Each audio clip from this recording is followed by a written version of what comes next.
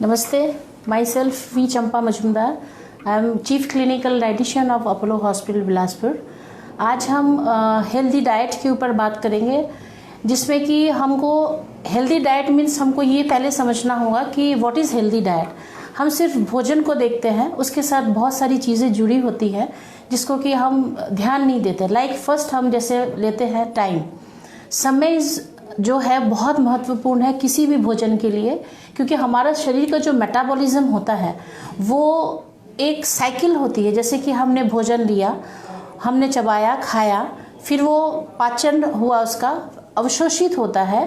फिर अवशोषित होने के बाद वो कैलोरी ऊर्जा के रूप में वो हमारे शरीर में जो भी हमारा बॉडी पार्ट है, ऑर्गन्स हैं, उनको वो एनर्जी देती है टू वर्क प्रॉपरली।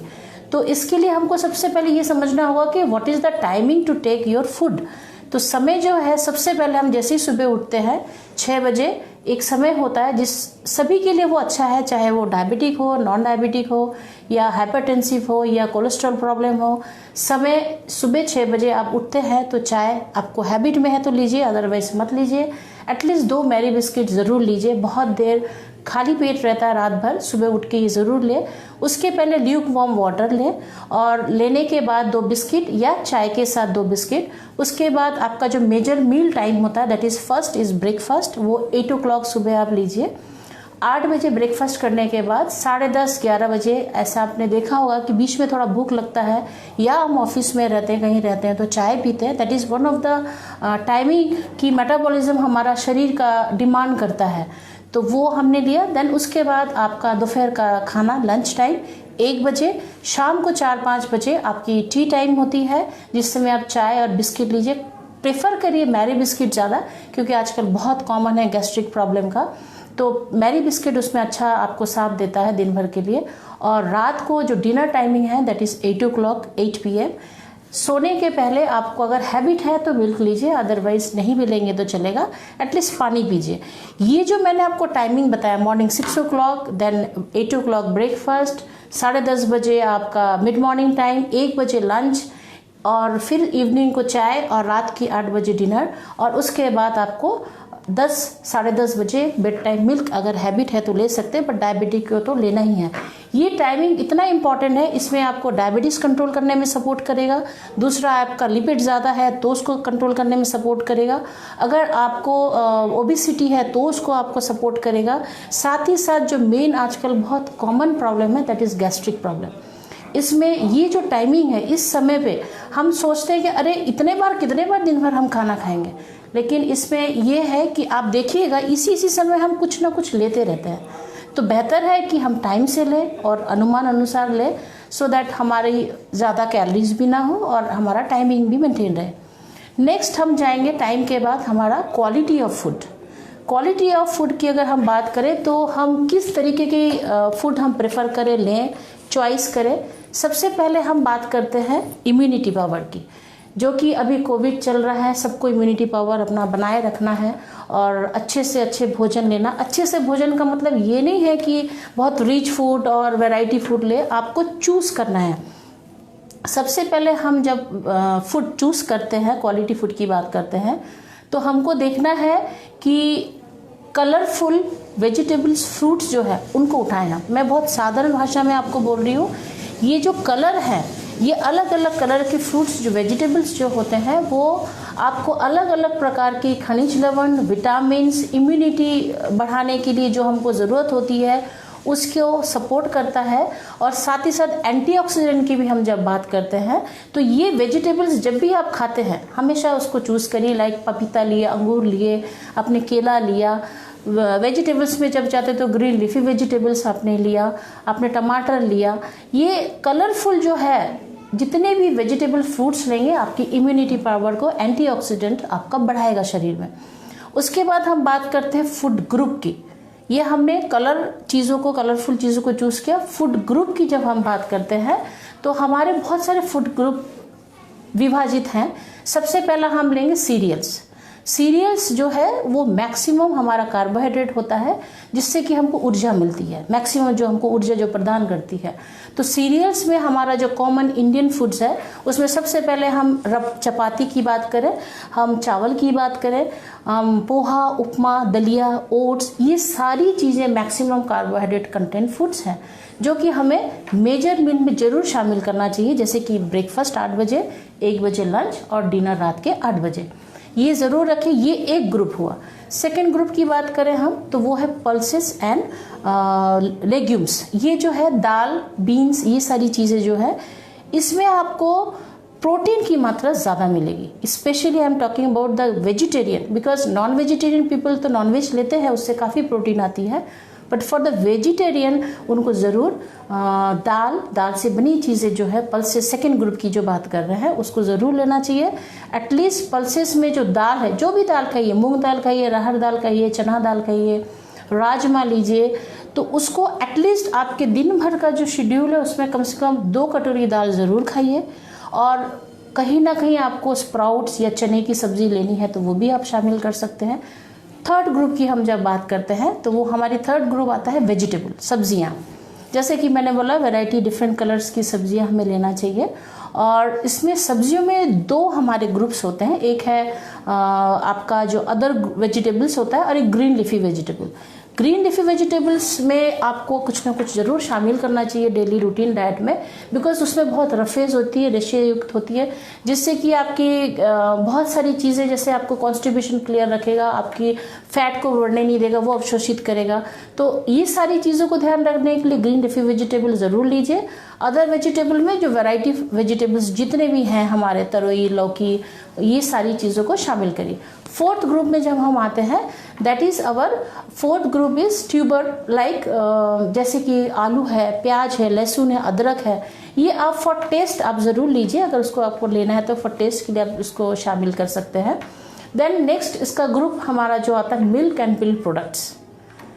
ये again I am talking about the vegetarian people कि उनको दाल के साथ साथ मिल्क प्रोडक्ट ज़रूर लेना चाहिए, चाहे वो दही के फॉर्म में हो, चाहे वो आपके दूध के फॉर्म में हो, चाहे वो पनीर के फॉर्म में हो। बस हमको ये ध्यान रखना है कि जो हम मिल्क जो भी यूज़ करते हैं वो मलाई रहित हो, सो दैट हमारा फैट कंटेंट नहीं हो। क्योंकि बहुत हेवी एक्सरसाइज, हेवी वर्किंग वाले लोग की बात अलग है, लेकिन हम मैक्सिमम लोग सेडेंटरी है, जो कि हम बैठ के काम करते हैं या दिमाग का काम करते हैं, उसके लिए हमको फैट की ज़रूरत नहीं है।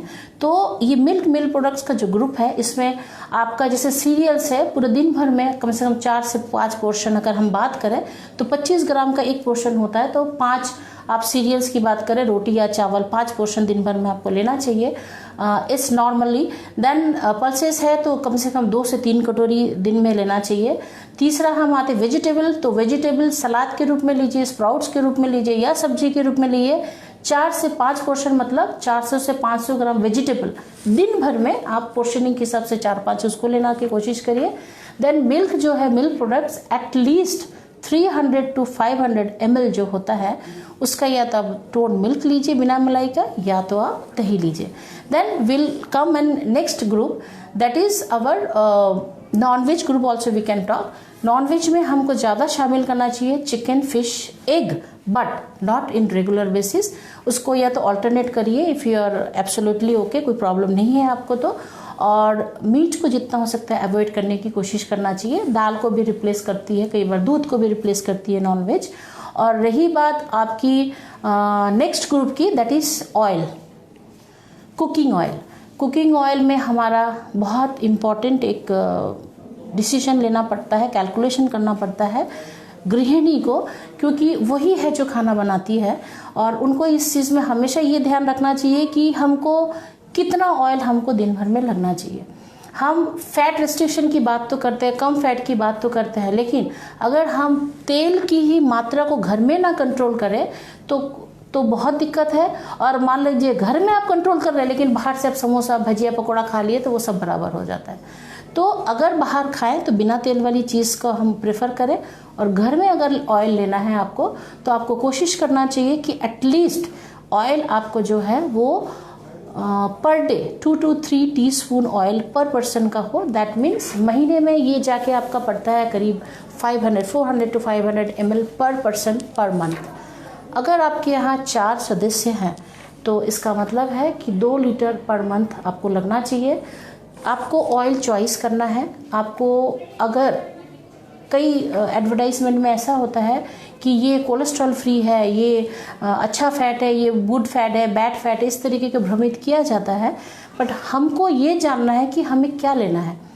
उसमें अगर हम omega 3, 6 good fat bad fat की बात करें तो हमें हमेशा तेल प्रेफर करना चाहिए सनफ्लावर या सोयाबीन या सफोला या राइस ब्रान। ऑलिव ऑयल भी आप यूज़ कर सकते हैं। और अच्छा अगर आपको क्वालिटी बनाना है तो उसको 50% लीजिए, 50% प्लस जो है सरसों तेल या फली तेल भी आप ले सकते हैं। लेकिन ध्यान ज़रूर रखिए कि 1% के पीछे जो भी ऑयल ले 500 से ज़्यादा ना हो, ये हमको ध्यान रखना है। तो ये हमारे ग्रुप की बात है। ग्रुप की बात हमने इसलिए किया क्योंकि हम ऊपर से विटामिन्स लेते हैं, ऊपर से हम दवाइयाँ लेते हैं, फूड सप्लीमेंट्स लेते हैं। लेकिन अगर हम इस डाइट को ही दिन भर में प्रॉपरली हम लेते रहें तो कंप्लीट हमारा बैलेंस डाइट के साथ विटामिन मिनरल्स जो हमको एक मेडिसिन के द्वारा भी कई बार लेना पड़ता है, उसकी लेने की ज़रूरत नहीं पड़ती है। तीसरी बात हम ये रखेंगे ध्यान कि आज के डेट में इम्यूनिटी पावर और बहुत ज़्यादा कफ कोल्ड या किसी भी तरह सर्दी खांसी का है तो ये जस्ट एक मेरा प्रैक्टिकल ये नॉलेज है और मैंने देखा है ये बहुत फ़ायदा होता है। जो हमारे बचपन से हमने सुना है काढ़ा में जो मेन मैं आपको जो बोलना चाहूँगी ये प्रैक्टिकली मैंने करके देखा है कि इसको आप लेने से आपके कफ कोल्ड और जो भी खराश रहती है वो काफ़ी रिलीफ मिलती है। उसमें मैं 4-5 चीज़ों को ही बोलूँगी जो साधारणतः हमको आसपास मिल जाती है। दैट इज़ तुलसी का पत्ता और थोड़ी सी हल्दी, और उसमें आप अदरक ज़रूर डालिए या सौंठ डालिए, और उसके साथ ही 2-3 लौंग डाल सकते हैं। और इसको आप कम से कम उबाल के 1 गिलास को आधा गिलास करिए, उसको आप रखिए 2 टाइम लीजिए सुबह शाम। देखिएगा आपको एंटीबायोटिक की जैसा ये काम करता है। ये बहुत यूज़फुल है, सपोर्टिव है। स्टार्टिंग में इसको रखिए। और मैं तो कहती हूँ आज के दिन में हम जब इतनी वायरस की बात करते हैं, इतने कोविड और कोरोना की बात करते हैं, अगर इसको हम डेली बेसिस में हम लें तो इसमें हमको काफ़ी सहायता मिलेगा। और आखिरी और नेक्स्ट जो मैं डिस्कस करना चाहूँगी वो है आपका डिजीज़ रिलेटेड डाइट। क्योंकि ये हम साधारण लोगों की बात की, अगर हम कोई भी डिजीज़ रिलेटेड बात करें तो हम सबसे पहले डायबिटीज़ में जाते हैं। तो डायबिटीज़ में हमको 2-4 चीज़ें हमेशा ध्यान रखना चाहिए। जैसे कि मैंने आपको शुरू में ही समय की बात बताई है, स्ट्रिक्टली टाइम मेंटेन करना चाहिए। दूसरी बात जो है डायबिटीज़ है, चीनी नहीं लें आप, मीठा बिल्कुल ना लें। आप शुगर फ्री अगर लेना चाहते हैं तो उसको उतना हम रेकमेंड नहीं करना चाहिए कि कुछ शुगर फ्री ऐसे हैं जिसके साइड इफ़ेक्ट्स भी हैं।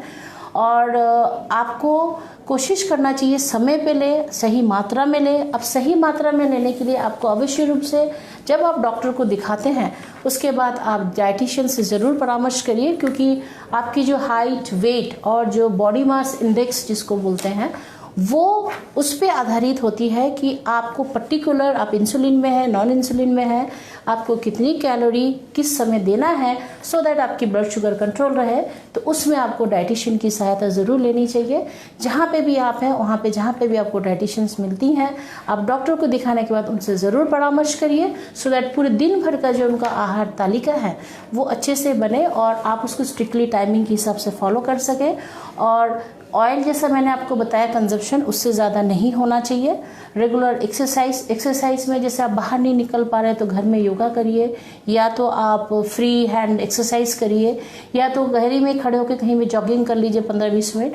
तो कुछ ना कुछ एक एक्टिविटी ज़रूर रखिए सो दैट आपकी जो कैलोरी बर्न होते रहे और आपका ब्लड जो है उसका जो सर्कुलेशन प्रॉपर होते रहे, सो दैट आप एक आपकी जो कैलोरी बर्न होने से ब्लड शुगर कंट्रोल रहेगा। और नेक्स्ट जो हम बात करते हैं हाइपरटेंशन और कोलेस्ट्रॉल की, हार्ट पेशेंट की, तो जहाँ हाइपरटेंशन है, कोलेस्ट्रॉल की बात होती है, अगेन वो सेम चीज़ आती है, वही समय मेंटेन करिए आप जो मैंने बताया आपको। दूसरा ऑयल कंजप्शन जो मैंने आपको रखा है वो ज़रूर ध्यान रखिए, 2 से 3 चम्मच से ज़्यादा तेल ना हो, और वो भी सनफ्लावर, सोयाबीन, सफोला और राइस ब्रान या olive oil. with the combination of 50% this and 50% of mustard और ग्राउंडनट ऑयल। और साथ ही साथ ये ज़रूर ध्यान रखिए कि आपके भोजन की टाइमिंग हमेशा ध्यान रखिएगा, क्योंकि इसमें आपको बहुत सपोर्ट करता है कोलेस्ट्रॉल कंट्रोल करने में, बीपी कंट्रोल करने में। नमक जो है, नमक आपको सिर्फ 1 टीस्पून रिकमेंड होता है अगर आपको ब्लड प्रेशर का प्रॉब्लम है तो। और छोटी जो चम्मच होती है टीस्पून, वो 1 चम्मच आप अगर फ्लैट लेते हैं तो दैट इज़ कम्स इन 5 ग्राम, उतना ही रखिएगा। और एक जो कॉमन हमेशा जो आजकल हर पेशेंट जो बात करता है वो गैस्ट्रो की बात करता है कि उसको डाइजेशन नहीं हो रहा, दर्द हो रहा है, जो भी खाता हूँ गैस बन जाता है। तो इसके लिए मेरा सिर्फ और सिर्फ ये कहना है कि जो मैंने समय आपको बताया उसको आप स्ट्रिक्टली फॉलो करिए, उसमें फ़ायदा मिलेगा।